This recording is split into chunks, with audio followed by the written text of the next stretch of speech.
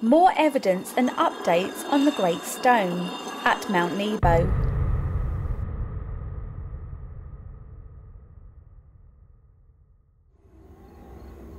As evening approached, there came a rich man from Arimathea named Joseph, who had himself become a disciple of Jesus. Going to Pilate, he asked for Jesus' body, and Pilate ordered that it be given to him. Joseph took the body, wrapped it in a clean linen cloth, and placed it in his own new tomb that he had cut out of the rock. He rolled a big stone in front of the entrance to the tomb and went away. At the end of 2011, I, Emma Brown, presented evidence of Simon's research. This shows that the Great Stone at Mount Nebo is the Great Stone told about in Mark 16:4 and Matthew 27:60, as having been rolled to seal the tomb of Jesus. As most of us are aware, this great stone was cut, made and used by Joseph of Arimathea. He rolled the stone so that it sealed the tomb of Jesus. Joseph took the body, wrapped it in a clean linen cloth, and placed it in his own new tomb that he had cut out of the rock. He rolled a big stone in front of the entrance to the tomb and went away. Now this great stone has never been seen or discovered since it disappeared from the true tomb. Just as Jim and Penny of the Split Rock Research Foundation discovered the missing link, the split rock of Exodus 17:6, which was needed to identify the true Mount Sinai of Moses. Literally came up and split that rock, because it is split clean like a laser right down the middle.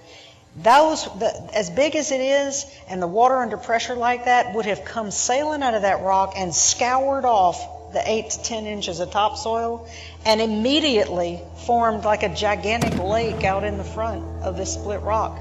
And everybody could have come all at one time, not with a little cup like I had in my mind, but everybody could have come all at one time and taken their fill of water. Flocks, herds, animals. So Simon has discovered this missing link, the Great Stone of Mark 16:4. This stone is the only one of its kind in the world and thus identifies the true tomb of Jesus.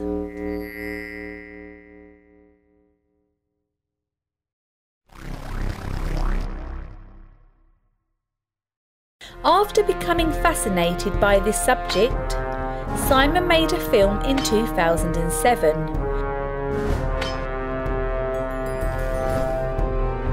Our search for the tomb of Jesus.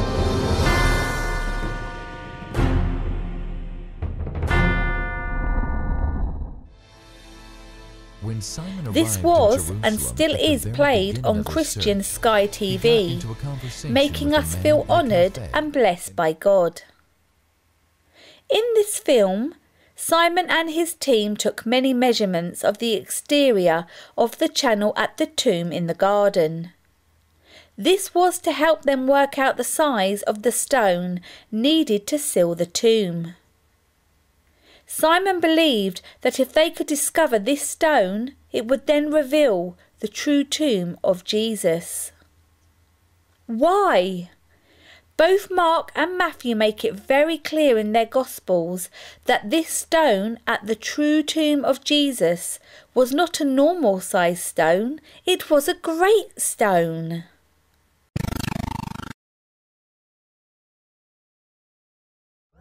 Four years have now passed since Simon did this work, and we had no idea of what was to come.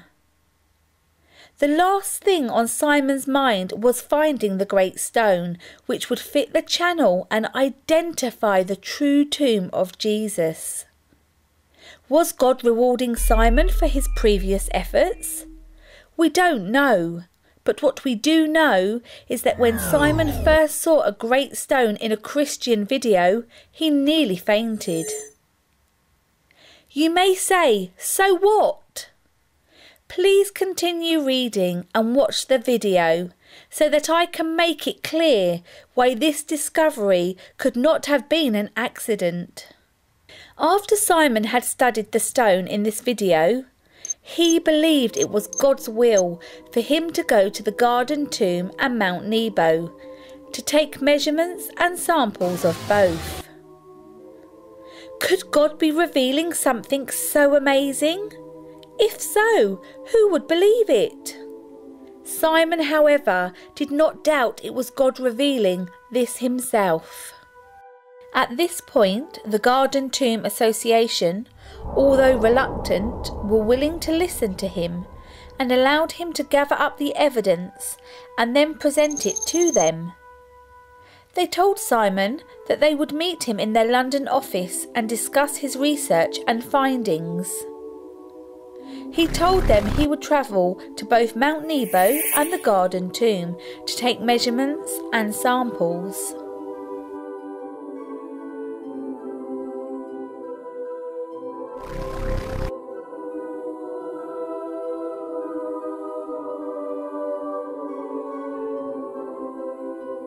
What did Simon's research discover?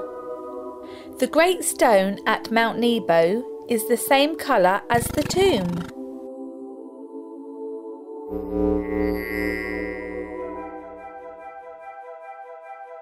The same type of rock, the perfect thickness.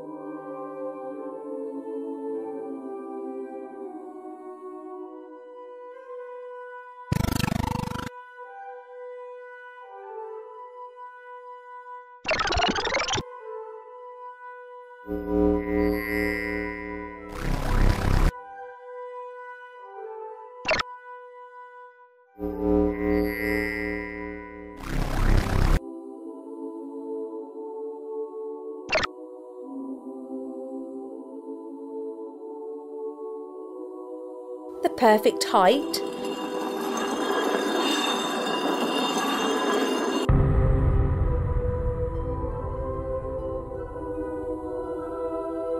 And has the identical chisel marks.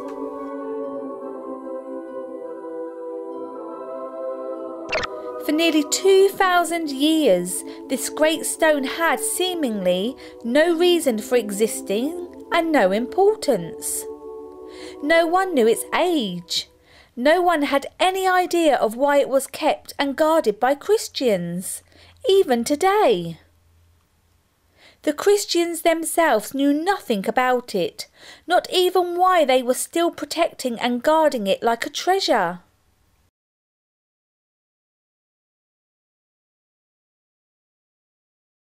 Simon finally presented all this information to the Garden Tomb Association, as he had told them at the very beginning that he would.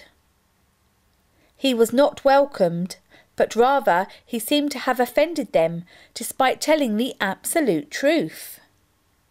They told Simon they were not interested as to whether this was the missing great stone or not. You can read the correspondence on our site.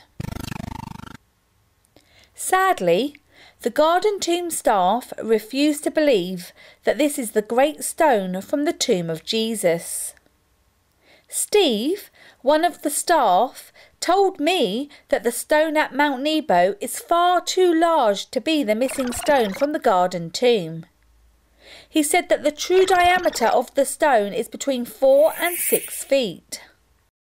He, and probably most of their staff, appear to be ignoring what is written in the two Gospels.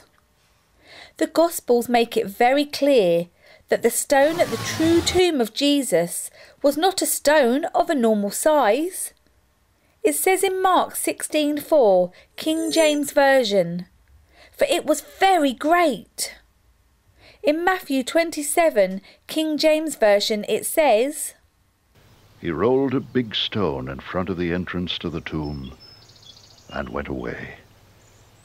The stone at Mount Nebo is very great, and it fits only one tomb in the world, the Garden Tomb.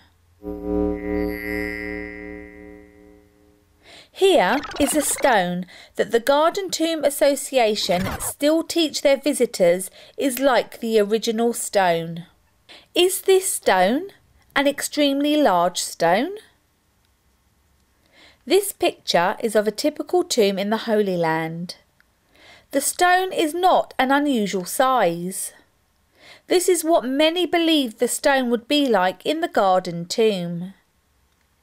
I believe this stone is between 4 and 5 feet in diameter, a typical stone. Now, let's look at the great stone at Mount Nebo, guarded by Christians for no known reason. This is a great stone, and it is the only one on this planet. What does the Bible state? In the Greek text, it states the stone was large extremely. Do you believe a stone with a diameter of between 4 and 6 feet would be described like this? Sadly, but clearly, it can be seen that what the Garden Tomb Association staff teach contradicts the biblical text. Regardless of all the research and the great amount of evidence that has been presented, Steve still maintained that there is no evidence that proves this great stone at Mount Nebo is from the Garden Tomb. Prove all things, hold fast that which is good. 1 Thessalonians 5-21.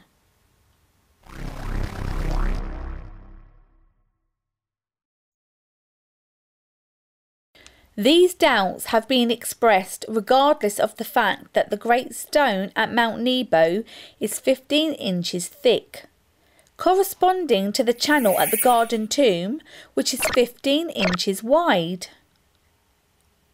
They have been expressed regardless of the fact that the samples of this great stone match samples of rock from the Garden Tomb, as evidenced by scientific analysts at a laboratory in the UK.